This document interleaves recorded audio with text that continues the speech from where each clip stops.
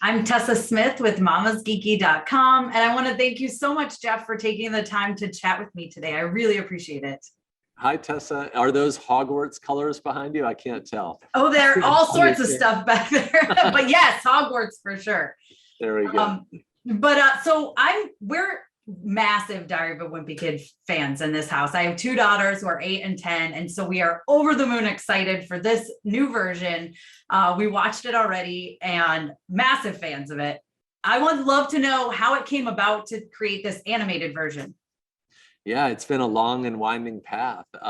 It started off as an idea for a primetime Fox special, a Christmas special, and that morphed into a TV series idea, and that morphed into what we have now. But the entertainment landscape changed so much over the past 8 years that we arrived at this moment finally where Disney bought Fox, and then we could kind of tell this story in this way. So the technology caught up with us too. And then the platform, of course, is almost brand new. So really cool timing. Yeah, I mean, it's really exciting that it's going to be available on Disney Plus, and there's talks of even more and more, and hopefully, you know, a ton of these movies I think would be fantastic. Let's follow all the books all the way through. I'm here for it. We thought it was so fun, and I'd love to know about getting this cast here because it's such a great cast. I think everyone really did a great job of embodying those characters. Yeah, it's amazing. You know, we were able to work right through COVID. So in ordinary times, I think the actors would have met each other, especially the principals, so they could play off of each other, but they never met, not even by Zoom. And so it's wild to think that Greg and Rowley, in a relationship that seems so authentic, that these are actors who haven't yet met, but they will. That's crazy. They didn't meet at all, so they did them all individually? Yeah, it's crazy the way that works. Yeah, because it doesn't feel like it. That's just a testament to the editing because it flows so well together. You would think they were in a room playing off each other. Yeah, I'm glad to hear you say that. You know, that's so important to us in this story, is that the story felt believable and grounded. And a lot of the choices we made in the aesthetics and the performances were based on reality. Like, we wanted you to feel like this could really happen, even though Greg has these 3 hairs and Rowley has these giant teeth and all that. I think that you still believe in them as characters, and that's what makes the movie work. Yeah, for sure. And I'll tell you, my kids are like, they will not touch cheese anymore, like regular cheese. They're like, no, you can put cheese on my sandwich. So I'd love to know where the idea of the cheese touch came from. The cheese touch was a real thing for me growing up. I went to a church in the school. The church school had a parking lot with a basketball court and a piece of cheese under it.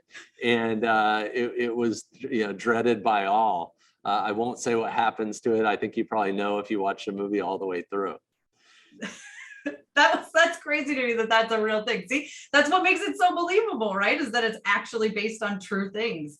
That's true, yeah. I love it. So did you have a friendship like Greg and Rowley's growing up? Is that where that inspiration came from? Yeah, I did. He was my best friend, a kid named Ryan, and we were best friends from like 3rd grade up until like our freshman year of high school, really tight. And actually these stories, the Wimpy Kid books have brought us back together. So in the last few years, we've gotten together a few times, and we ate cheese pizza recently. So, but it's really cool. Those types of friendships really seem to endure. I love it. See, one of my favorite things about this, the franchise as a whole, really, but specifically this movie too, is that it's something that parents can enjoy with their kids as well. Because there's a lot of stuff my kids want to watch that I'm like, I can't get through this. I can't watch this, but I have a blast with this. So what's the importance of creating something that parents can enjoy with their kids too? Yeah, well, I think Disney really knows the secret sauce to that. I hadn't really considered this before, but Disney's not really interested in making movies for kids. They're interested in making movies for families. And that's really cool because it challenges me as a writer to create more fleshed out characters, more fleshed out adult characters, especially. And I think that really makes the Wimpy Kid universe much better. Yeah, I agree. It's fun because, like I said, we can all enjoy it together. We all laugh together. We all joke together. And I feel like the runtime is perfect too. What was the thought process in cutting it to like just an hour long? Yeah, we really wanted to tell an efficient story. I think we knew it wasn't going to be on the big screen. So we wanted to tell a story that felt tight, and we didn't want any wasted words. We don't have a B plot in this movie. And I think it works really well, as at least as an introduction to the Wimpy Kid series. And the next one will definitely be a little bit longer, and hopefully we'll make more after that. Yeah, I'm looking forward to it. I really hope that we end up getting like everything, like tons of them. I like, just give them all to me, because they're so much fun, and we really, really enjoy them. Yeah, you're welcome. So the other one is coming out, which is really exciting. So that's what I was going to ask, really. Is this something you could see potentially being a very long running collection of films? I really hope so. Something I really loved about making this film was that at every step, the higher ups at Disney, and I mean lots of them, watched every cut of the film. And there's usually multiple cuts of a film. And you could tell how invested they were in making this story work. And so that makes me feel really excited about the future. About how long a process was it from, like, I know you said everything evolved, but like from really starting on the film to like where we are now? Yeah, it took about 2 years, and Roderick Rules looks like it's going to take about that length too. And so I think that's almost like the minimum amount of time you could spend making a film like this if you want to make it well. So what other challenges? I know you said that the cast didn't really get to meet each other, but was there more challenges you had to deal with during the pandemic? Yeah, I think actually the pandemic in a way helped the production along, because the world sort of froze for a while there, but we were able to keep working, and that gave everybody a feeling of purpose.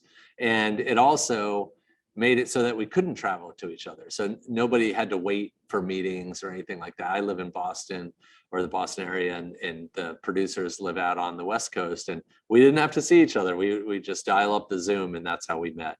That's awesome. That's easy. I'm from Boston too. So yay, Boston, go Red Sox.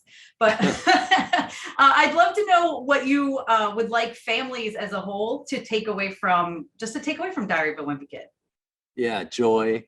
I think I like the idea that parents, give their parents conversational fodder with their kids. That's really cool that it spurs these conversations about what it was like for you as a kid, and you can tell your own stories of friendship and challenges in middle school and things like that. So I think that's cool. Yeah, it's a lot of fun. And again, we really, truly enjoy it totally as a whole, as a family. And so I just want to thank you so much for taking the time to talk with me today. I really appreciate it. And we're looking forward to more and more Diary of a Wimpy Kid animated films, because I think they're a lot of fun. One last question. I am curious if you felt like there was more you could do with this animated version that maybe you weren't able to accomplish with stuff from the past.